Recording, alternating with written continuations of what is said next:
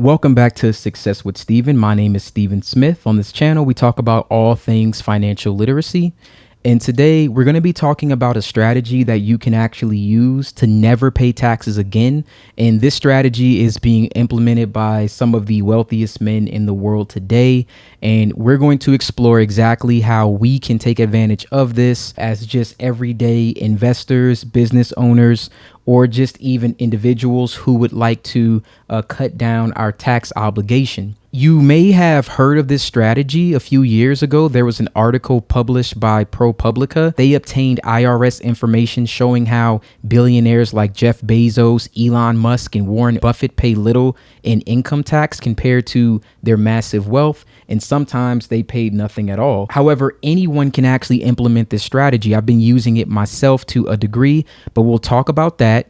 And we'll talk about exactly how you can do the exact same thing. We're going to give an example of how it works in practice. And I'm also going to teach you how to implement this strategy.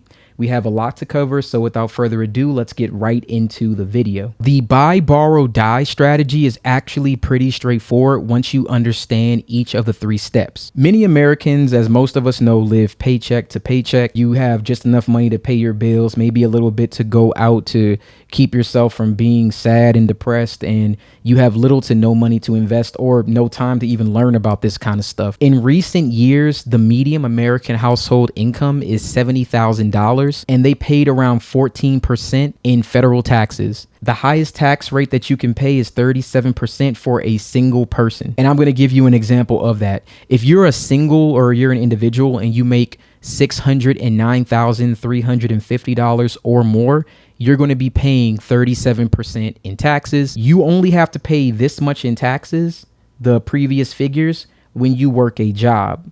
That's the reason why billionaires like to acquire assets. That's the reason why on this channel, a majority of what I talk about is making money from leveraging credit.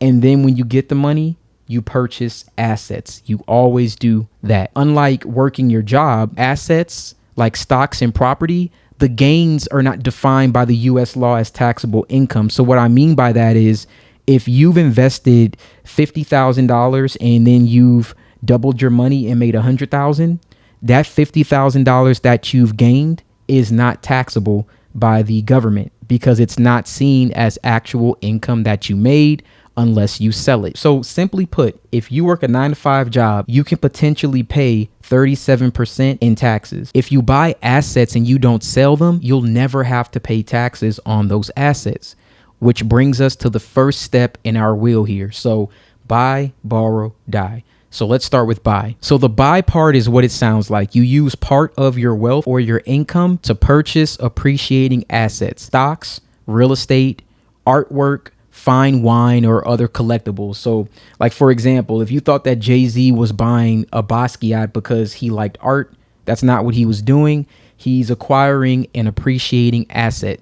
And then we're going to go over the purpose of this. So the purpose of doing this is to capitalize on the increase in value of those assets. And you're going to see those assets increase over time. The realized appreciation that you get from real estate, for example, tends to go up in value year over year. Unlike vehicles, that's why I didn't talk about that. Vehicles are not a appreciating asset, and other forms of, property. Most things that you buy for the most part aren't too much appreciating. Owning property like real estate can also be a way to hedge against inflation and rising inflation or increased volatility in the stock market. So that's the reason why when we're looking at this particular strategy, we're really looking at stocks and real estate. Those are the two things that you really want to make sure that you have. Moreover, buying real estate can lead to tax breaks if you're able to write off the depreciation. You can also generate current income if you own a rental property that you lease out seasonally or on a full-time basis.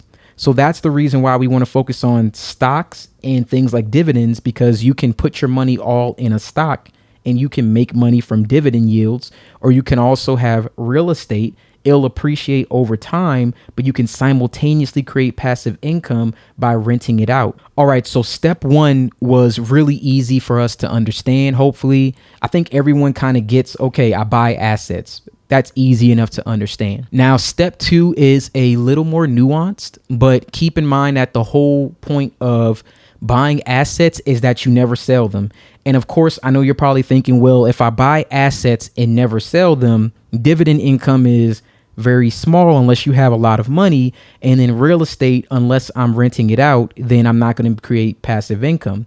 Well, I'm going to talk about exactly what you do when it comes to the borrow step. But remember, we want to keep in mind the whole point of this is to buy assets and never sell them. You never want to sell them because they will rise in value. And as long as we don't sell, we'll never be taxed. Okay. Keep that in mind. Once you've purchased these appreciating assets, the next step is to borrow against them.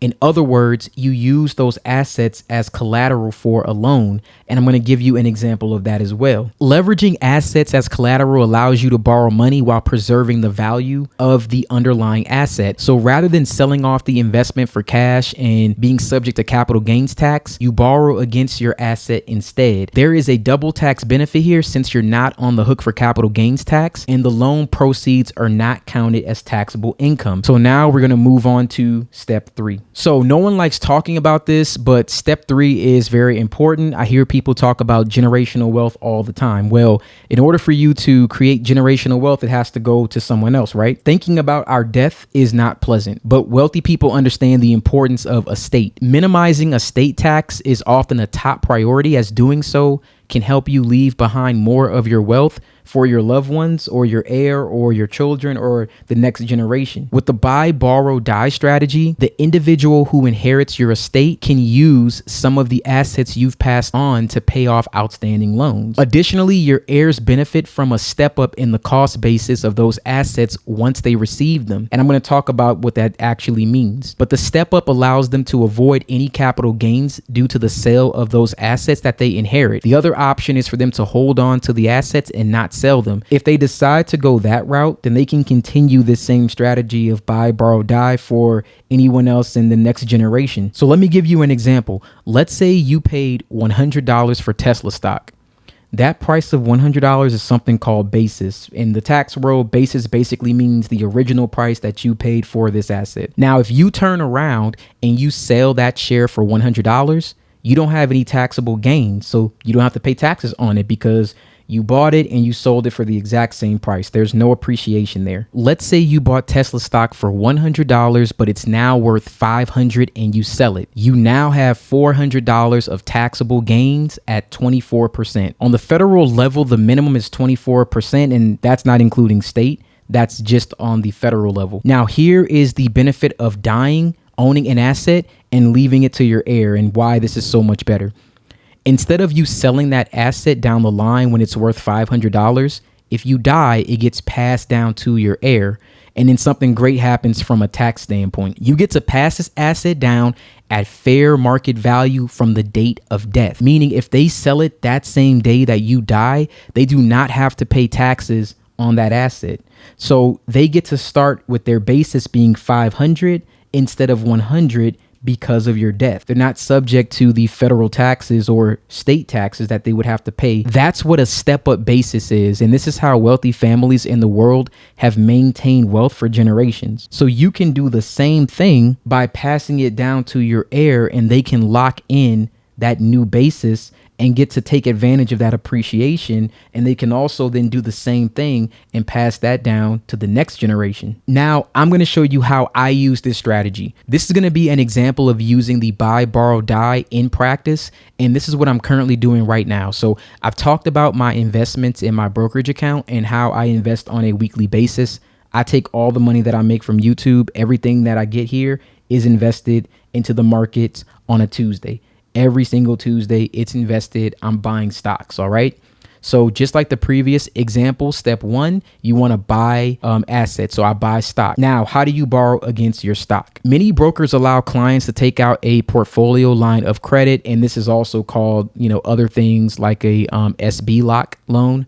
But I'm just going to go ahead and just use the term portfolio line of credit, but it's called many different things. So if you see it as something else in your brokerage account, just know that they're all the same thing. SB lock, portfolio line of credit. You'll see a couple of different names for it. You can borrow against the account and generally use the money for whatever you like. You can use it to pay bills. You can use it to do other investments, whatever you choose. You can do that with this line of credit, potentially even buying more securities or diversifying, and maybe you putting that into something like real estate. Portfolio lines of credit give you access to your investment money without triggering the usual capital gains tax. Now, like a regular loan, you'll pay interest on whatever amount of money that you borrow, but a portfolio line of credit typically charges a variable rate that fluctuates as the prevailing interest rate moves.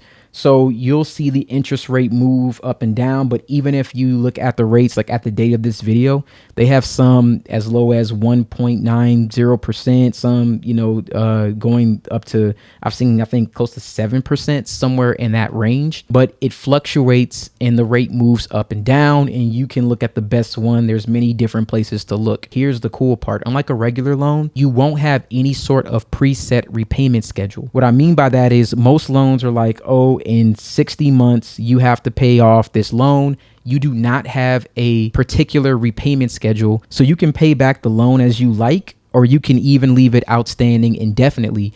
Any unpaid balance will continue to accrue interest until it's paid off completely as cash comes into the account and reduces it. Interest rates have been rising. Lines of credit can still offer some of the lowest rates around, and you'll probably notice these rates are better than personal loans, mortgage rates. It's going to be pretty low in comparison to what you're seeing for any other loan, credit card interest, all of that. So this is a much better option for you. Keep in mind that the value of your investments or the underlying collateral, any asset that you have, it's going to fluctuate with the market. So in a volatile environment, it could have negative repercussions and you could end up actually owing a lot more money than you borrowed in the first place.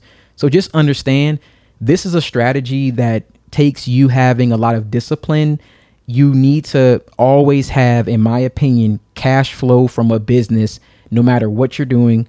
I believe that at least to a certain degree where your assets make enough passive income that it's going to sustain your living situation. Until then, you need to have a cash flow business. Now, for someone like a billionaire, they have no cash flow issues. They just don't want to pay taxes. So this is a great way for you to avoid paying any taxes, especially when you have plenty of cash flow. If your portfolio value declines below a certain threshold, triggering what's known as a margin call. If you've ever done any trading, then you know what a margin call is. If you use margin, I'm not talking about using margin as far as buying securities. You should already have the money and the cash to buy your securities. I'm not talking about that. But when it comes to the portfolio line of credit, there can be margin calls, usually if your portfolio drops 75%. Now, if you're a savvy investor and you're making sound judgments, it should be very difficult for your portfolio to drop 75%. This isn't crypto that you're investing in. This is assets that have been around years. And if you're taking this seriously and you're disciplined, it shouldn't be too many things you're investing in that's speculative. It should be a lot of investments that are in like blue chips, things that, don't really fluctuate too much, even in the most volatile environments. You're going to mitigate your risk. Okay. So I'm just saying that you have to have a certain level of discipline and experience in order to make this work. Now, if you do have a margin call, you may be required to deposit additional funds, AKA add more collateral. So that's why if you have a cash flowing business, it's not going to be that difficult for you to just add more collateral if you needed to, or to sell a portion of your portfolio to repay the loan. That's the last thing that we want to do. But if you have cash flow, you should be able to add more to that to sustain this. Because the interest rate on a portfolio line of credit is not locked, again, meaning it fluctuates, it goes up and down, it's variable, the rates will go up and down at any time. Having a variable interest rate can come in handy in low interest rate environments, but it can hurt when the rates go up. Again, this is why I have to always express, stop trying to buy stock in real estate and use it as your cash flow business if you don't have money. That only works if you already have a bunch of money from a business or somewhere else. that doesn't work for you to try to make money with if you don't have something else to sustain. Okay. Real estate and stocks are assets. They're not cash flow businesses until you have enough assets to sustain your living. Okay. Let's just don't try to, don't skip a step. Now, if you want more information on this, I'd be happy to make a separate video about portfolio lines of credits or secured back lines of credits, SB locks. I'll be more than happy to do that for you. This is a strategy that I've implemented to a certain extent.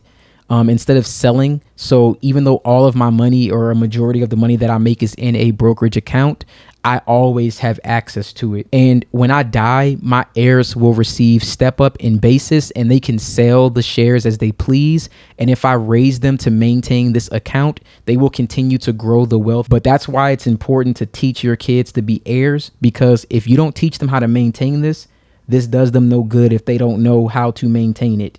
So you should be raising your children to be heirs and to take over this account. So you have to educate them on doing this if you're going to be passing it down, because if not, they're more than likely just going to sell it and they're going to spend it. And then that kind of ends it. And then someone else will have to come and start over from the beginning. Hopefully, if it starts with you, it'll continue down for generations. Now, let me sum up all the main benefits for you. You still own your shares in future appreciation because, of course, you never have to sell. So you will get to keep that. No taxes that you have to pay on the gains because the gains are unrealized. Unrealized gains means that you have not sold. You do not have to pay taxes on unrealized gains. You can use this money to diversify your investments like in real estate. What you don't want to do, in my opinion, is use this strategy to buy more stocks. You want to put it somewhere else where you can reduce your risk. The best thing that you could do is diversify, but you can then have your money working for you and appreciating on the stock side. Then you can use this to borrow against your money, and then you can go get some real estate. And now you're getting to really get the most of your value. Other benefit is you double your return. So you can make money with your stock appreciation, and then you can invest in uncorrelated things to make more of a return, of course, minus the interest rate that you have to pay. Essentially, you're using the same money to invest in multiple assets. The last benefit is the best to me. The interest that you pay on the money that you're borrowing is tax deductible. And I'm going to give you an example. Let's say that you borrow $500,000 against your assets, and you normally can borrow up to 50%. So you'd probably have to have $1 million in your portfolio in order for you to get up to 500,000 at a rate of 4%, which is fairly high. And I'm going to use rough numbers. If you got 4%, you might be paying around $2,700 a month or $32,000 a year. That's in interest. That $32,000 will be tax deductible. So in this example, $32,000 can be used as a deduction for, let's say, your real estate investment, or maybe for an investment in your business. This deduction does not count against personal expenses. So if you're using this to pay rent or things like that, then it's not going to be tax deductible. In this video, I can't cover all the scenarios, but any good CPA should understand this. They should be able to help you out with this if you talk to a CPA. And that's the reason why I believe that you should know enough yourself to tell the difference between someone who is good or who's competent and who's not competent. So with all the information that you learn from this video, if you talk to a CPA and they have no idea about any of this, you may want to go with someone else, because that may not be the person who you want to handle any of your investments or any of your taxes. So just be aware that if you need questions answered and you do have a lot of money and you have assets and you want to implement this strategy, make sure you talk to your tax professional and they can go over all of the ways that you can save. And again, if you do this properly, you're going to be able to get so much money to borrow against, and you can really diversify all of your investments and you can grow your wealth so much faster. Now, let's talk about how this works with the business. Let's say you start a business and I really don't, you have to have a good amount of money being generated in order for this to work. There's some people who start a business and they put so much money into their business, they never actually invest in assets. And the problem with that is you're not diversified. If you only make money from just your business, and let's say for whatever reason your business gets halted, for some reason you can't make money, you do not want the only asset that you have to be your business. So you can borrow against your business using this same strategy. And the first thing you would do is start a business. Now, once you start a business, again, you have to figure out what that is. You have to make the cash flow. You can then get a business loan. This is why I try to get you guys to understand, get away from credit cards are good, but at some point you need to get business loans. And this is when I said, when you want to make millions of dollars, when you want to buy commercial property, hopefully this is all starting to make sense why I'm telling you credit cards are just scratching the surface. You need to do a lot more than that if you want to build wealth. Let's say you worked your butt off. You have a business that makes $3 million a year. And again, you only have your business because you've invested all your time into it.